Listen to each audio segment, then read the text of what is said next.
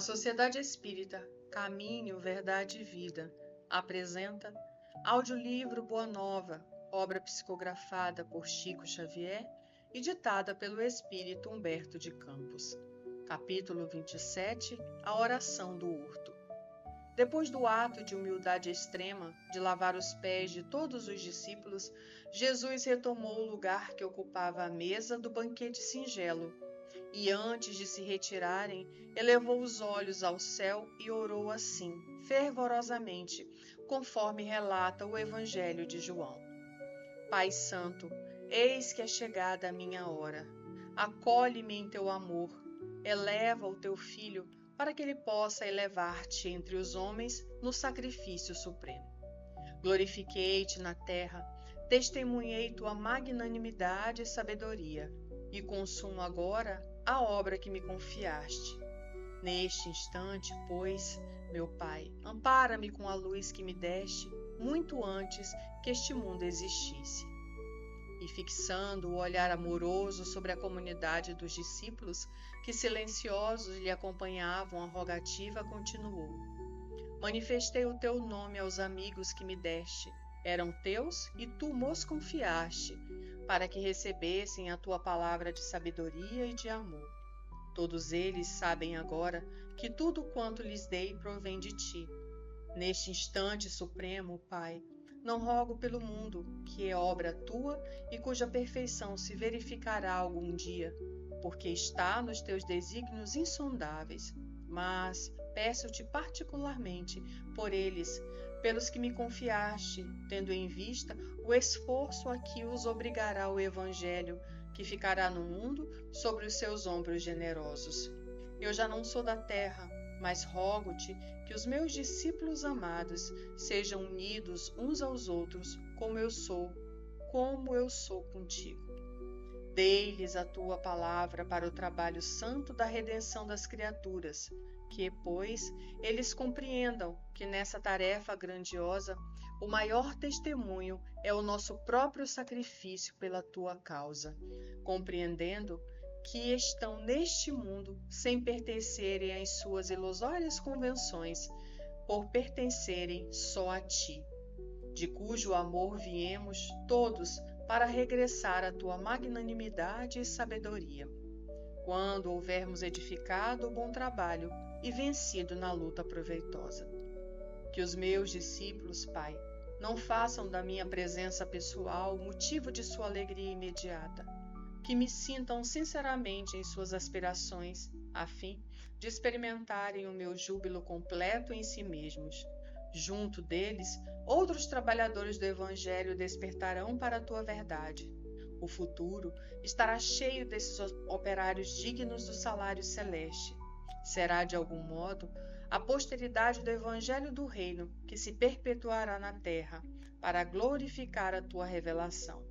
Protege-os a todos, Pai, que todos recebam a tua bênção, abrindo seus corações às claridades renovadoras.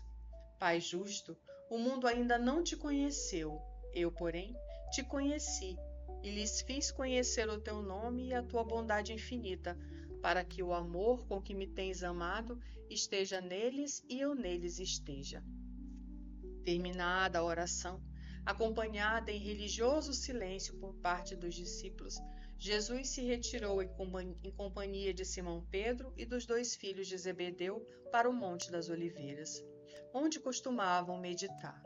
Os demais companheiros se dispersaram, impressionados, enquanto Judas, afastando-se com passos vacilantes, não conseguia aplacar a tempestade de sentimentos que lhe devastava o coração.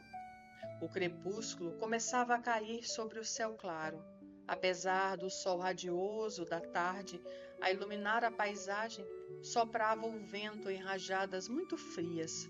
Daí a alguns instantes, o mestre e os 3 companheiros alcançavam um monte, povoado de árvores frondosas que convidavam ao pensamento contemplativo. Acomodando os discípulos em bancos naturais que as ervas do caminho se incumbiam de adornar, falou-lhes o mestre em tom sereno e resoluto: Esta é a minha derradeira hora convosco. Orai e vigiai comigo, para que eu tenha a glorificação de Deus no supremo testemunho. Assim dizendo, afastou-se a pequena distância onde permaneceu em prece, cuja sublimidade os apóstolos não podiam observar.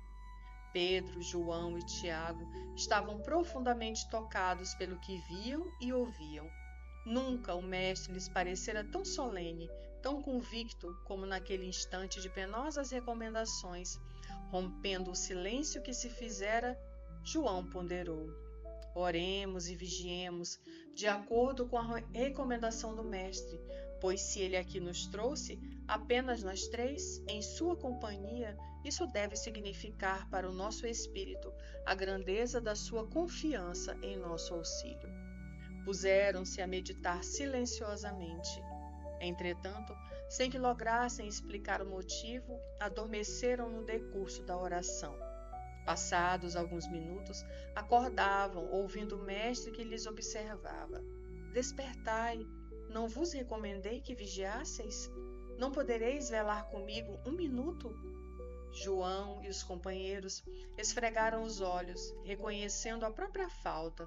Então, Jesus, cujo olhar parecia iluminado por estranho fulgor, lhes contou que fora visitado por um anjo de Deus, que o confortara para o martírio supremo. Mais uma vez, lhes pediu que orassem com o coração e novamente se afastou.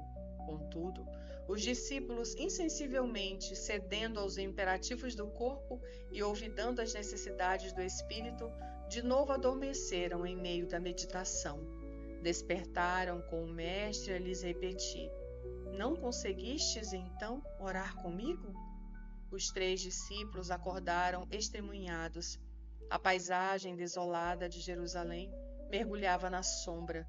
Antes, porém, que pudessem justificar de novo a sua falta, um grupo de soldados e populares aproximou-se, vindo Judas à frente. O filho de Iscariote avançou e depôs na fronte do mestre o beijo combinado, ao passo que Jesus, sem denotar nenhuma fraqueza e deixando a lição de sua coragem e de seu afeto aos companheiros, perguntou: amigo, a que vieste? Sua interrogação, todavia, não recebeu qualquer resposta. Os mensageiros dos sacerdotes prenderam-no e lhe manietaram as mãos como se o fizessem a um salteador vulgar.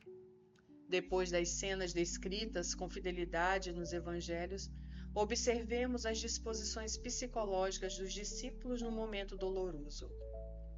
Pedro e João foram os últimos a se separarem do mestre bem-amado depois de tentarem fracos esforços pela sua libertação. No dia seguinte, os movimentos criminosos da turba arrefeceram o entusiasmo e o devotamento dos companheiros mais enérgicos e decididos na fé.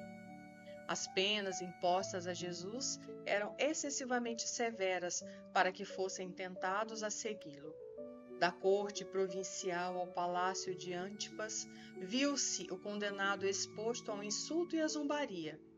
Com exceção do filho de Zebedeu, que se conservou ao lado de Maria até o instante derradeiro, todos os que integravam o reduzido colégio do Senhor debandaram. Receosos da perseguição, alguns se ocultaram nos sítios próximos, enquanto outros, trocando as túnicas habituais, seguiam de longe o inesquecível cortejo, vacilando entre a dedicação e o temor. O Messias, no entanto, coroando a sua obra com o sacrifício máximo, tomou a cruz sem uma queixa, deixando-se imolar sem qualquer reprovação aos que o haviam abandonado na hora última. Conhecendo que cada criatura tem o seu instante de testemunho no caminho de redenção da existência, observou as piedosas mulheres que o cercavam, banhadas de lágrimas. Filhas de Jerusalém, não choreis por mim, chorai por vós mesmas e por vossos filhos. Exemplificando a sua fidelidade a Deus, aceitou serenamente os desígnios do céu, sem que uma expressão menos branda contradissesse a sua tarefa purificadora. Apesar da demonstração de heroísmo e de inexcedível amor que ofereceu do cimo do madeiro, os discípulos continuaram subjugados pela dúvida e pelo temor, até que que a ressurreição lhes trouxesse incomparáveis hinos de alegria. João, todavia, em suas meditações acerca do Messias, entrou a refletir maduramente sobre a oração do Horto das Oliveiras, perguntando a si próprio a razão daquele sono inesperado, quando desejava atender ao desejo de Jesus, orando em seu espírito até o fim das provas ríspidas. Por que dormira ele, que tanto o amava, no momento em que o seu coração amoroso mais necessitava de assistência e de afeto? Por que não acompanhara Jesus naquela prece derradeira onde sua alma parecia apunhalada por intraduzível angústia nas mais dolorosas expectativas? A visão do Cristo ressuscitado veio encontrá-lo absorto nesses amargurados pensamentos. Em oração silenciosa, João se dirigia muitas vezes ao Mestre adorado, quase em lágrimas, implorando-lhe perdoasse o seu descuido na hora extrema. Algum tempo passou, sem que o filho de Zebedeu conseguisse esquecer a falta de vigilância da véspera do martírio. Certa noite, após as reflexões costumeiras, sentiu ele que um sono brando lhe anestesiava os centros vitais.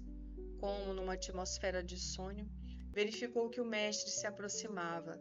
Toda a sua figura se destacava da sombra com divino resplendor.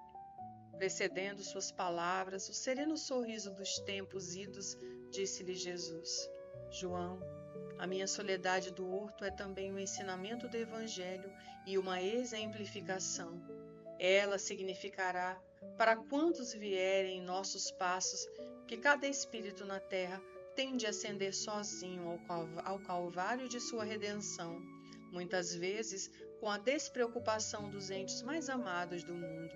Em face dessa lição, o discípulo do futuro compreenderá que a sua marcha tem que ser solitária, estando seus familiares e companheiros de confiança a dormir o sono da indiferença. Doravante, pois, aprendendo a necessidade do valor individual no testemunho, nunca deixes de orar e vigiar.